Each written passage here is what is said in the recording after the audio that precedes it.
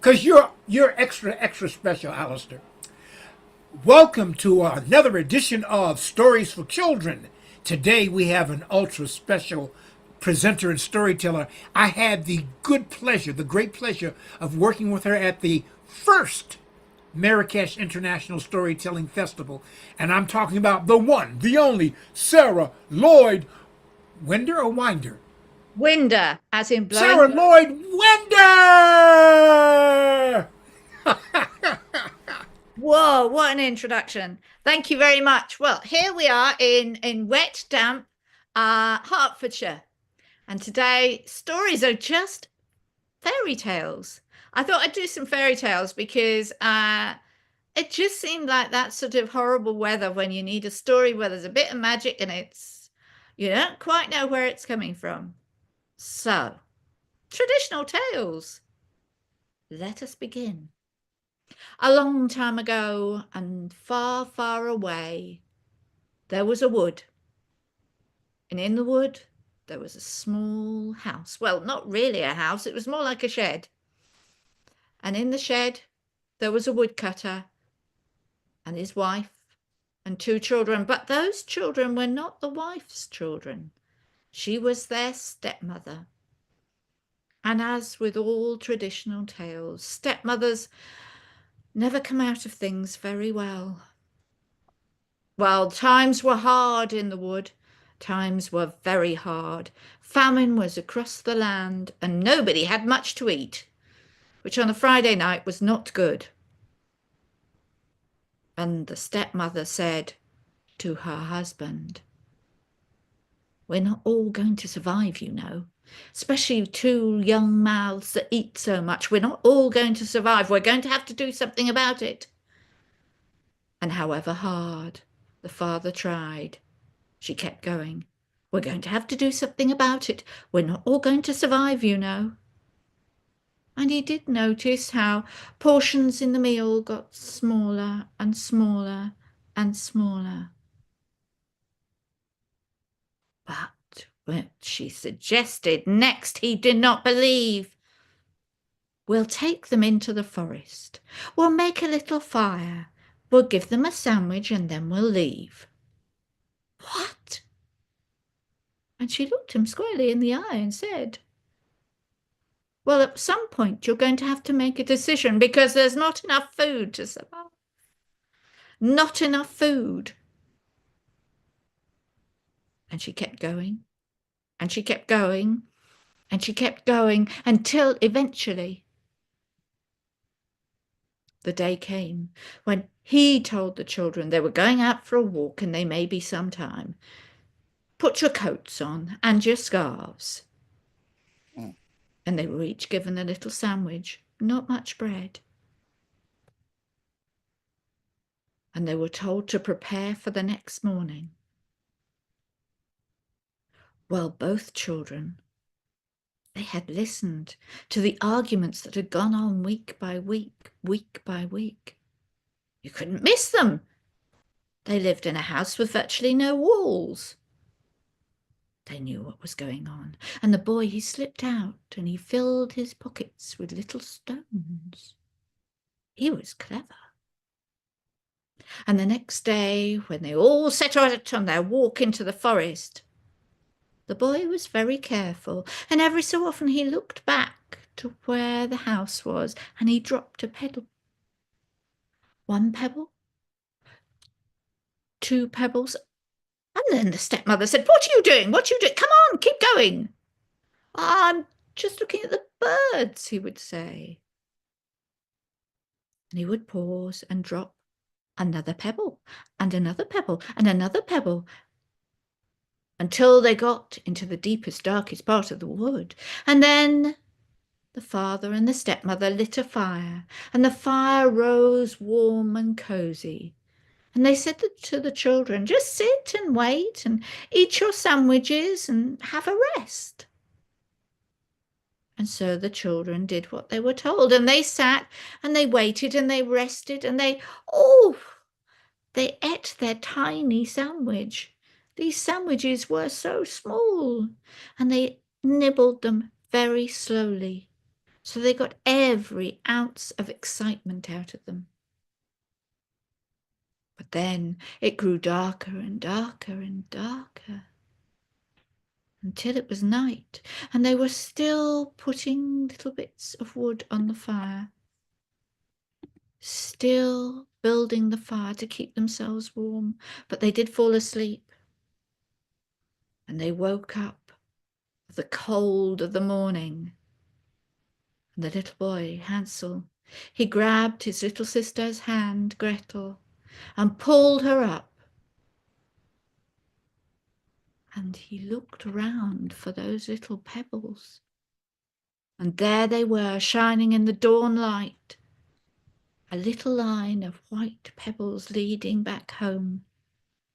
And they held each other tight as they walked all the way back to their little house. And they knocked on the door, and they flung the door open, and their father was so pleased. But if you'd seen their mother's face, oh, it would have turned milk sour. Not happy at all. But they were home. Time passed, and summer came, and food got a little better. But with autumn and winter, the famine grew worse again, and this time it was even more bitter. Because when you've had no food for 1 year, the next year it doesn't increase. And again the stepmother said, "There are too many mouths in this house. We won't be able to survive. You've got to get rid of them. It's no good you looking at me like that. It's us or them, you know, and I don't want it to be me. They're eating everything, you know.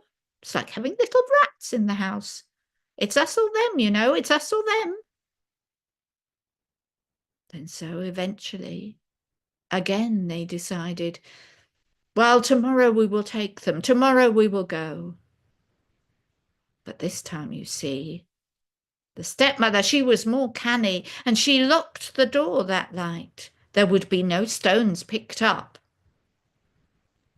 And the next morning she gave them a tiny piece of bread. No sandwiches, just bread. And Hansel grabbed Gretel's hand, and Gretel grabbed Hansel's hand so tight. "What are we going to do?" "Have a plan," he said. "We'll use the bread." And so, very carefully, he broke tiny pieces of bread off. Instead of the pebbles, he dropped crumbs of bread on their long trek into the wood. And when their parents built up the fire and they sat by it, they only had one tiny piece of bread between them. But you see, they believed they could get home. They hadn't looked back over their shoulder. When there's famine for people, there's famine for animals. And the birds, they saw those tiny specks at those tiny crumbs, and they were so happy, so delighted. Every speck was glorious food. So when Hansel and Gretel set off back to find their way home, there was no pathway, there was no route, and they were lost in the deepest, darkest, horriblest part of the forest. And round they went. Two little children holding hands, lost in a dark medieval forest. Until they came to a place that was green. Everywhere else had been dark and brown and dark, dark green, but here was green, a light bit of grass. And there in front of them was the most beautiful little cottage. Well, really, it was no more than a shed, but a shed so beautiful. Around each window seemed to be flourishes and paintings, and the smell coming from it, oh, it was very interesting. And their hungry tummies smelt the little house. And Hansel said to Gretel, "It smells like cake." And Gretel said to Hansel, "It smells like ginger cake." And they went up and they sniffed. And they went closer and they sniffed. And they went even closer and they licked the house. They licked the house. And it licked like ginger cake, and when you pulled a piece off, it tasted like ginger cake. And when you pulled off the decorations, it was like icing. And they were nibbling and pulling and pulling and nibbling and nibbling. And then the front door opened with a bang. And out came a little old lady with a crutch. "What are you doing to my house?" "Oh, we're terribly sorry," said Hansel and Gretel together. "We're terribly sorry. We were just hungry. We are so sorry. Oh, we do apologize. Can we do something to make it up? Have you a chore that we could do to apologize for eating your house?" At that point, a smile grew across the old lady's face. Now, if you and I had looked at it, you wouldn't have thought it was a smile. It was more like a grimace. It was more like an evil grimace. But the children took it at face value, and they followed her inside, and soon Hansel was chopping wood in one corner, and Gretel was sweeping the floor in the other. And the old lady was muttering and saying things, and "Would you like some stew? Stew, I have some stew." And she sat them down, and soon they were eating stew, and you know those two. They were so tired. So tired. They almost fell asleep in their bowls. But she put a little bed in front of the fire, and in seconds they were both asleep. But when they woke up in the morning, things were very different. Hansel found himself locked in a cage in the side of the room in the kitchen. And Gretel, well, her foot was tied with a string. And the smile on the old woman's face, well, now even they could see it was evil. And the old woman said, "Oh, you came to me. You came to me and you ate my house, and now you will make amends.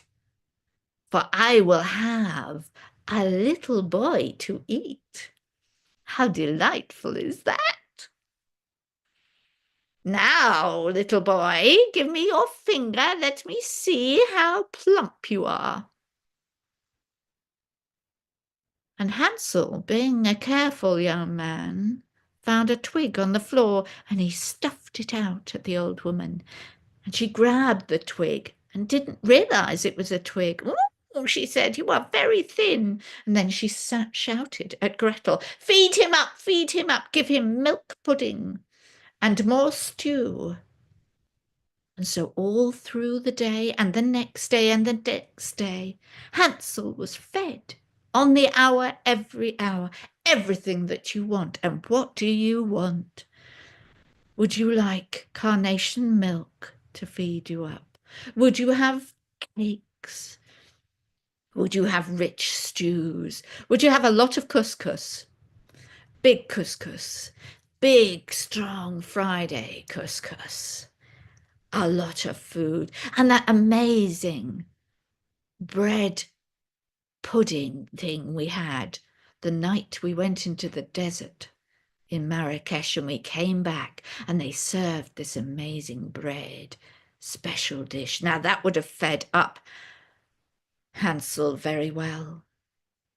And the old witch, each time she tried that boy's finger, he stuck the little twig out, and each time she pressed it. "You are not getting any fatter," she said. "This is no good." By day 4, she'd given up worrying. "Right, I think it's time to cook anyway. We will light the fire." And she got Gretel to light the fire. "Now, I think you better test the fire. We need to see how big the oven is. Will you get inside and show me how big it is?"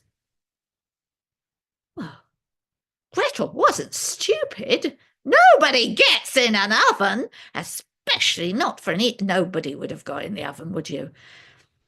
But you had to think carefully. And she said, I don't know how to get in the oven. Can you show me how to get in the oven?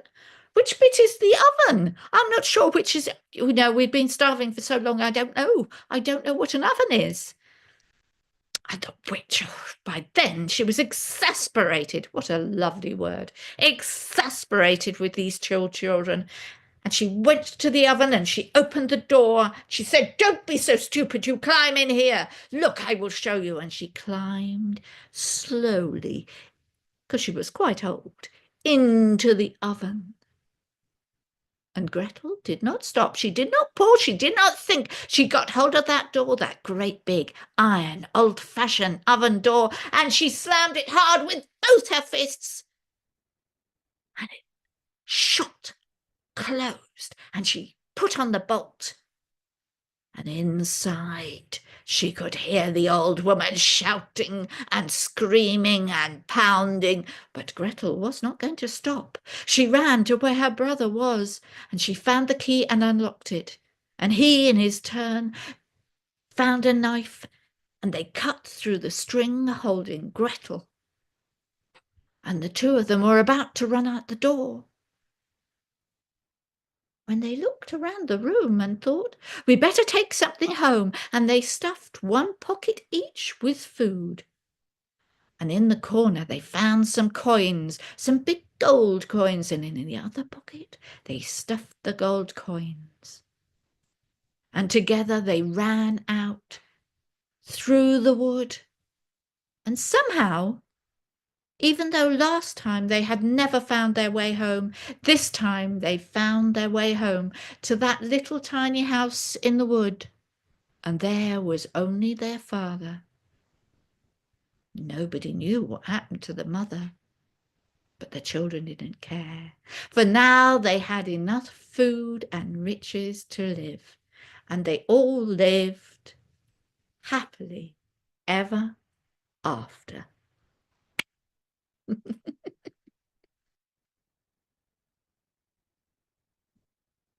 So you for Carnation milk, Sarah. yes. You're making me hungry, Sarah. I think this is the intention, really. The food museum is having a Christmas fair, and they're wanting to sort of have traditional Christmas fair, and they've got a Hansel and Gretel little house that they're going to create. So I said I would tell Hansel and Gretel. It's made out of gingerbread. Yes, it's made out of gingerbread. But in the UK, where my name comes from, Winder, and my grandparents come from, in the Lake District, it wouldn't be gingerbread, which is sort of hard, like a biscuit or a cookie. It would be a ginger cake, which is a rich, dark, glutinous, treacly ginger. But also, But it's not red. it's not red, but it's probably served with cheese as well. But it's this time of year. You used to get it on bonfire night, which is the 5th of November, the gingerbread. So, but when you go to Germany and you see all their decorated biscuits, big hearts. We used to have a big ginger heart. Yeah. Right. So biscuits mean something else to us. But I know Yeah. you're talking about cookies, what we call cookies. Yeah, cookies and biscuits are similar. So, but cake. Biscuits in the States they're baked. They're not muffins, but they're biscuits. There's no other Oh, word for it. what we call a scone. All right. No, they're not that dry. I mean, okay. Our scones are not dry, thank you very much. I, Scones are moist and delicious. But I'll you take your should word only for it. eat them when they come out the oven. You shouldn't leave them for a couple of days. Right. Yeah. Yes. Oh, well, this is when we get into the bun problem. Yes. My grandfather would call a finger roll a bun, and my mother would call it a finger roll. And the amount of confusion that can cause in a family is just beyond belief. So glad we don't have the cookie and biscuit. Right, we need to go on. Otherwise, we're just talking about things, not stories. So as it was traditional tales, I thought we'd do another one. So this time we're going to have another story, another traditional fairy story. Once upon a time there was a king, because in many fairy stories and many traditional tales, there is a king. And this king lived in a big palace, an enormous palace. But funnily enough, the east end of the palace was closed off. It was very firmly walled up and different from the rest of the palace. And it was very strange because actually there was a big wall outside all the way round, enclosing a garden at that end of the palace. And if you'd been there and you'd been part of the royal palace, you would never talk about that end and what happened at that end, because the king had banned it. Because once he had a beautiful wife, but then his beautiful wife died. And so he had no family, he told everybody, because he didn't have any boys. He only had girls. And what good were girls? They weren't going to take over the kingdom. So he put his girls behind a big wall and he hid them away. And he ignored them. There were 12. 12 princesses locked behind a door at the end of a corridor that nobody ever talked about. Nobody. And every Monday, first Monday of the month, the Chancellor would bring the king the big account book, and the king would sign the account book. Every Monday was the same. The first Monday of the month, he would sign the account book, and he didn't really look. And then one day he looked, and he looked at the top of the list, and there it said 144 pairs of shoes. 144? And the king, even though he was king, he didn't even have 144 pairs of shoes. And he looked at the Chancellor and said, "Somebody is fiddling me. Why am I paying for 144 pairs of shoes?" "I don't know," said the Chancellor. "Well, it's not me," said the king, "so why?" "I will ask," said the Chancellor. So the Chancellor asked the Treasurer, and the Treasurer asked the Undersecretary, and the Undersecretary asked the Scribe.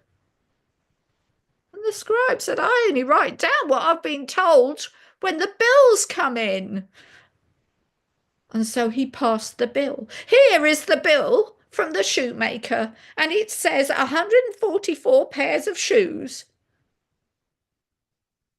So the Scribe passed it to the Undersecretary, and the Undersecretary passed it to the Treasury, and the Treasury passed it to the Chancellor, and the Chancellor took the receipt to the king.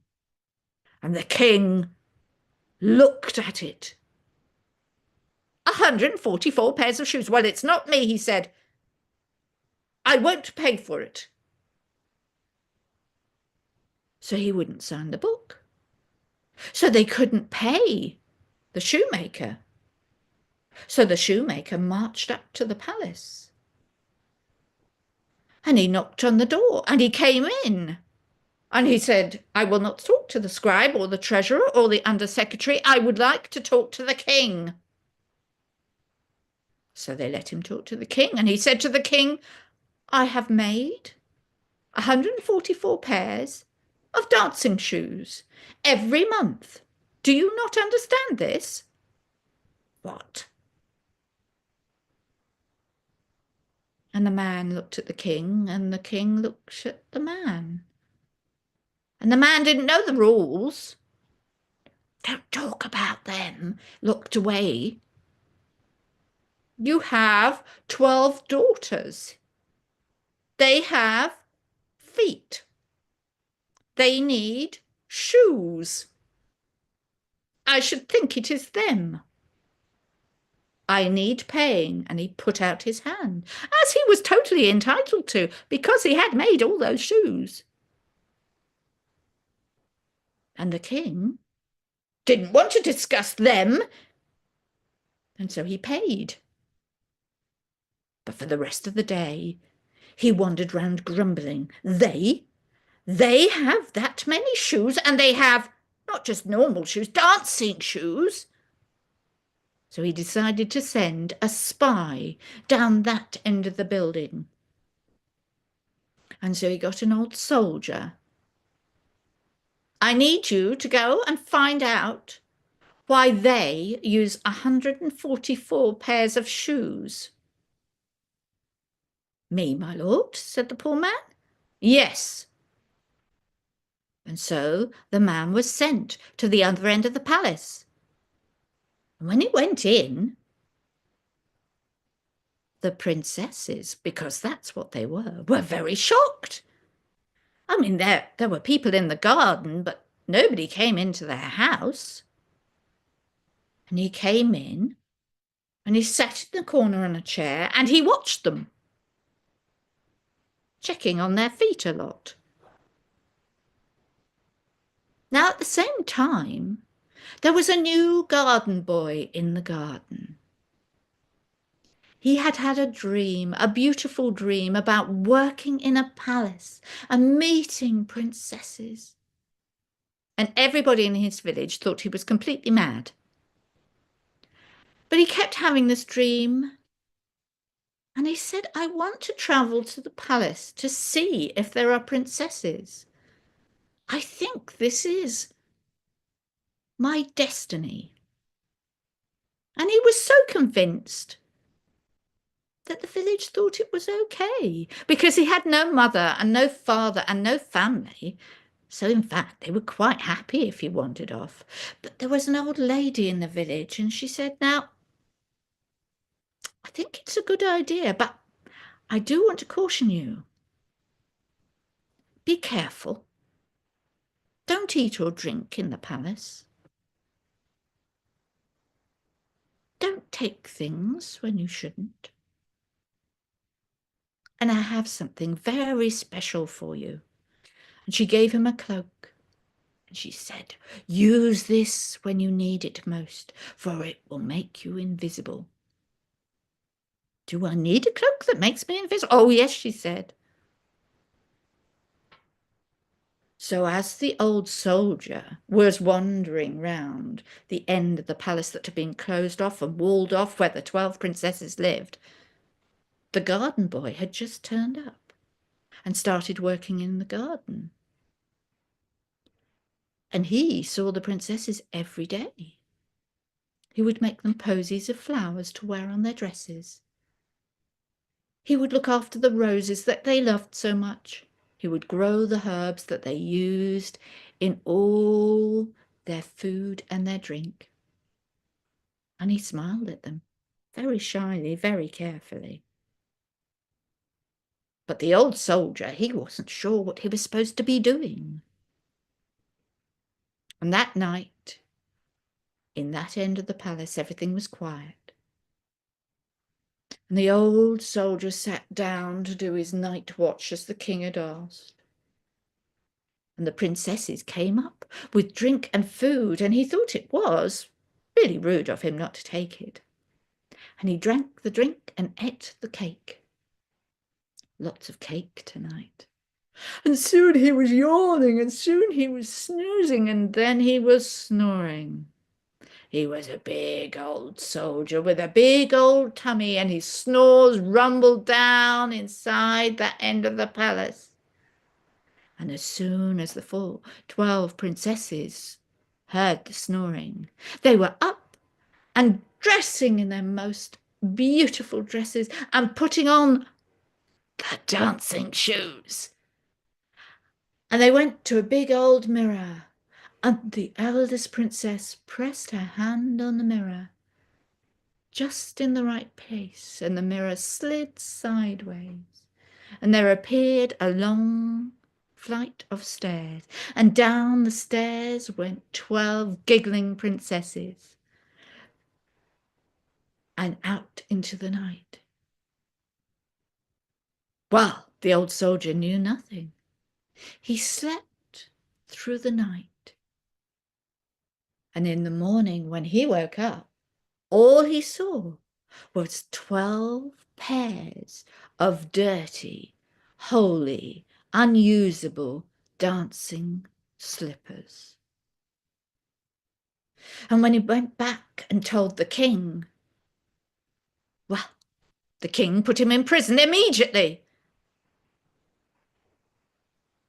Now the gardener boy had heard all about this. He'd heard that the king had offered the old soldier money to find the answer, and the young really thought, I would like some money to find the answer. So he went to the king and said to the king, I am your newest, youngest gardening boy. I work in that part of the house that you don't talk about. I would like to try and find out why there are 12 pairs of holy dancing shoes that are unusable. Okay, said the king, you may go and find out. But if you don't, you will be put in prison like the soldier. Don't worry, said the gardening boy, I will sort it out.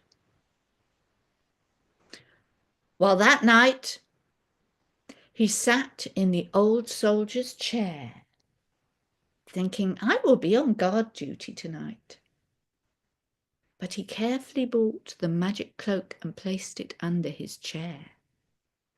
And when the lovely princesses came with food and drink that night, he remembered the old lady saying, don't eat or drink. And so he carefully broke up the cake and dropped it on the floor and poured the drink down through the holes in the floor, because every palace has holes in its floor. It's old and creaky. And then he wrapped himself up on the chair and pretended to go to sleep. At first, the princesses weren't convinced, and he could see through his half-closed eyes they were looking at him. So soon he started to snore and snore and snore. And I cannot snore. You see, I'm a lady and I cannot snore. It would not be possible for me to snore.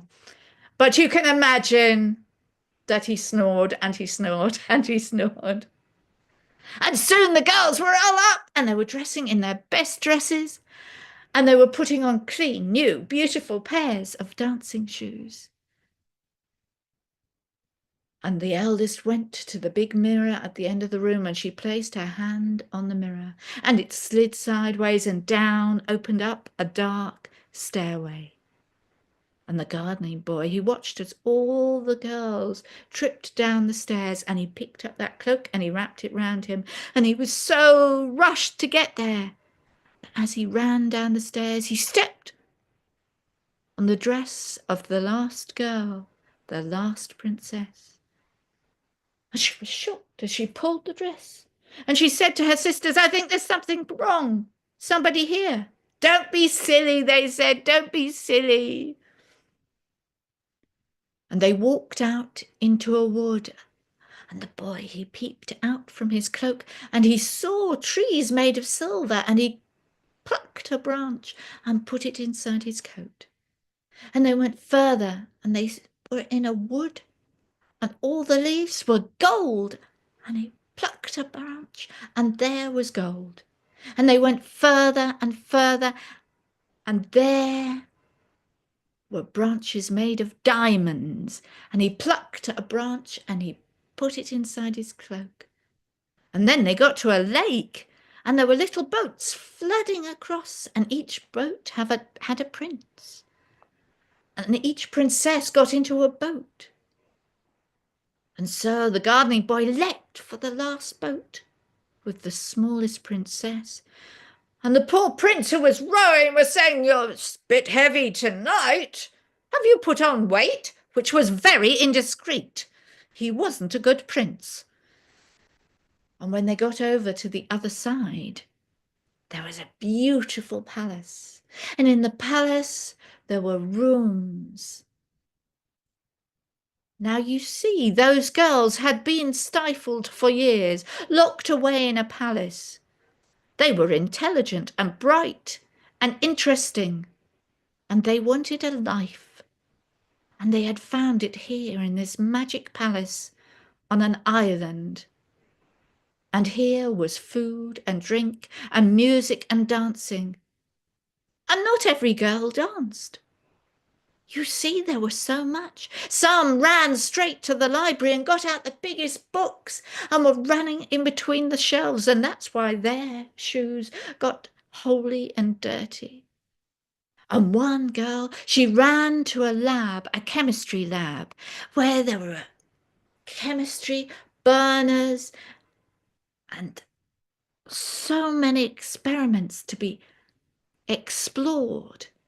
And that's why her shoes got singed and dirtied with the chemicals. And one girl, she ran to play music. Oh, it was her delight. Her feet were dancing on the pedals of the piano, so fast and light that they tore the little shoes she wore. For they were not heavy shoes, they were light dancing shoes. And of course some girls danced. And one maid went into the kitchen to make the finest pâtisserie that is possible. And there they sat in a dream world that only Alistair can dream about, because he's now dreaming about the patisserie. The cakes with the sugared almonds on the top and the strawberries in that beautiful jelly, as the French make so exquisitely and display in their shops to tempt us. Oh dear. And then, at the first light of dawn, the girls started to move and race around and realised they had to get back. And the gardening boy, you see, he had been watching. He had wandered from room to room and space to space and seen, but thought, how can I prove to the king that I have been here? And he saw a cup, a golden cup with a crest, and he picked it off the table and stuffed it down the side of his cloak. And then the girls were all running down, running back to those little rowing boats, each jumping in. And this time the gardening boy jumped in the first boat with the eldest, because he needed to be back first. And as she touched the shore, he leapt out and he ran through the forest of diamonds. He ran through the forest of gold. He ran through the forest of silver leaves and up the steps and into the room and off with the cloak, wrapping everything into the cloak under his chair. And by the time they came up the stairs, his snores were echoing round the palace like an old soldier in its beauty and reverberation. And the girls brought themselves back up the stairs and they piled their dirty, torn, holey shoes by the door, climbed into bed and slept. And the next day, the gardening boy went to the king. And the king said, tell me what happens. But the gardening boy said, I will only tell you what happens if you allow the 12 princesses to stand next to me as I tell their story. And the king was not happy. The king was very angry. The king stomped up and down the room. But eventually, he was curious. And there's nothing worse than a curious king, is there? We all know that. So the curious king insisted, all right, but they need to sit behind you and not say a word. So 12 chairs were brought in for 12 princesses who had never been in this part of the palace. And nobody in the palace had spoken of them for years. And the gardening boy stood in front and told his story. Your Majesty,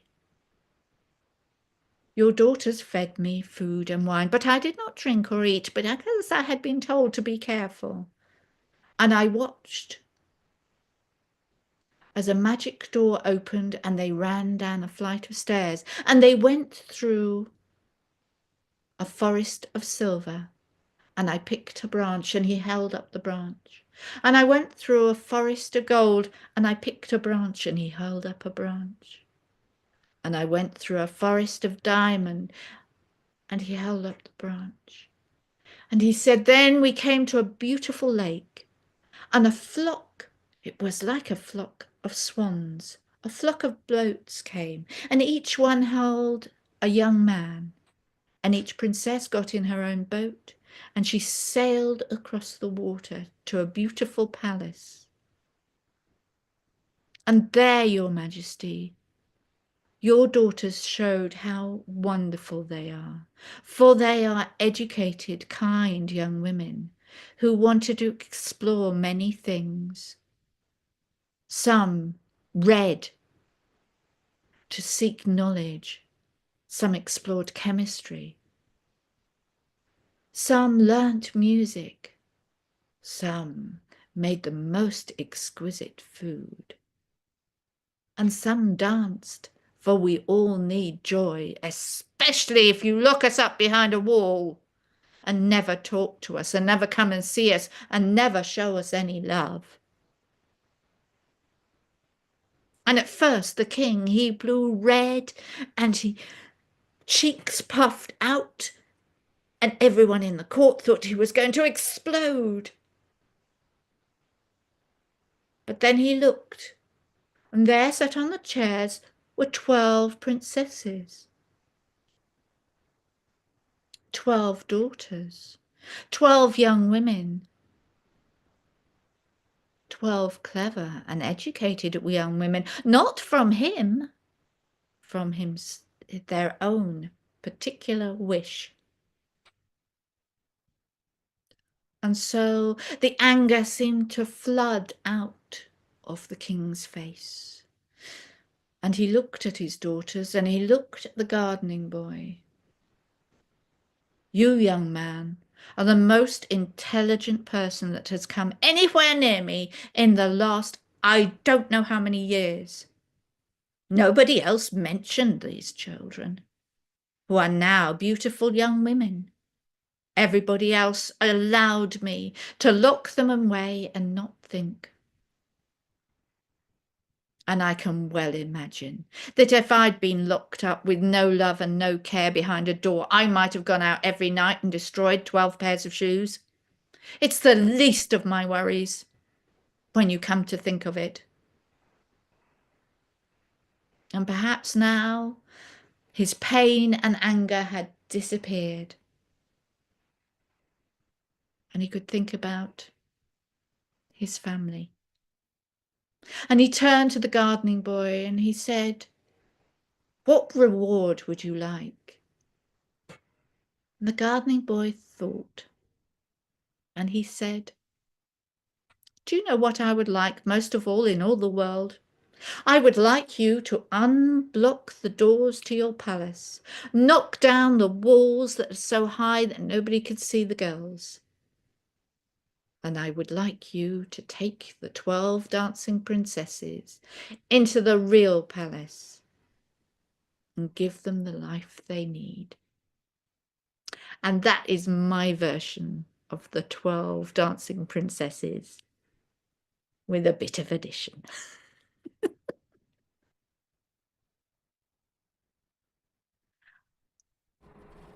And I think that is it. I want to dance with somebody. That's it. I think that's very fine. I think everybody should dance with somebody, and everybody needs love and dance and joining in and participation. Yes. And patisserie. And patisserie. You have to think that the dancing shoes are those. When my daughter learnt ballet, her ballet school insisted they all wore satin ballet shoes, which are very beautiful. They're pink satin, and they last about 10 seconds. Whereas leather dancing shoes last so much longer. Do they make ballet shoes out of leather? Of course they do. I don't know. That's why I'm asking. Well, yes, that's what you have. You have a sort of kid, sort of leathery. Yeah, they're very fine leather. I have a pair. Yes, dancing shoes. Okay. Yes, yeah, but you know, you have I dancing don't. shoes and yeah. I have boots for boot dancing. All right, well there you go. Yeah, there was an amazing, you know, I have Dance Theatre of Harlem on my feed. And this week there was a big chap. He was a big chap dancing ballet. And he was doing little beats, which is when you go like this with your feet. Yes. And he was a big man, but his technique and his feet and his it was so light. It was exquisite. So if you see the Dance Theatre of Harlem, that is how you have to imagine those dancing princesses dancing. Ooh. Light and exquisite. But Okay. you use up a pair of shoes every night. Okay. Hold on. Let me find out what's coming up. I had it in front of me. Oh, there it is. And all right. So first of all, let's have another thunderous round of applause for Sarah Lloyd Winder. I always get a little nervous.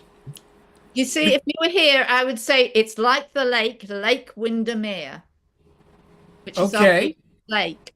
And my family name comes from that area of the country. See, my confusion is that Winder and Winder are spelled the same way. They are exactly. Right. And And I like getting people's names right. I don't Yeah. always succeed, but I like that. So again, Yeah. let's have it up. Let's woohoo for Sarah Lloyd Winder! Yay! Thank you for listening to me when I learned to tell traditional tales, because I don't often tell them and I need to tell more. All right, I encourage that because a tale that's told well is a tale worth telling again. And again. And you can tell them that I told you that. All right. So coming up on Friday, November 21st, Deborah Weller, Stories for Children. Mike Rust, Sunday, November 23rd, Worldwide Story Round. And coming up, and I lost the date. Oh, no, that's it. And yeah, that's it. I thought I had three things, but yeah, those are coming up. I thought we had something scheduled for Wednesday, but it dropped off of my my prompt. Wednesday will be Justine, won't it? And it's Justine de Mayer, and it's not for a while. It's the Oh, first. okay. It'll be December, won't it? All right. And unabashed plug, tune in on December 26th. That should be a Friday. Oh, when yes. I will share a Kwanzaa tale. And, but, I've enjoyed this. This has been wonderful. And, Louis, are you still with us? Yes, I am. Did you enjoy the stories? It was incredible. I love all of them. Especially the Hansel Gretel and Sarah. I love that version because I was on Arpion TV with kids the own version of Hansel Gretel. That newer version is a great. All right. All right. All We right. need to Norman, Bread House. Yes. you enjoyed the stories? We Yes, He's still I muted. Yes, I did. All right. And of course, Alistair, I could see that you were all in rapture with the stories. But for the record, did you enjoy the stories? Of course, there was food mentioned throughout. Sarah places that just to keep me on Yes. attention by mentioning food. So I'm going, oh, food.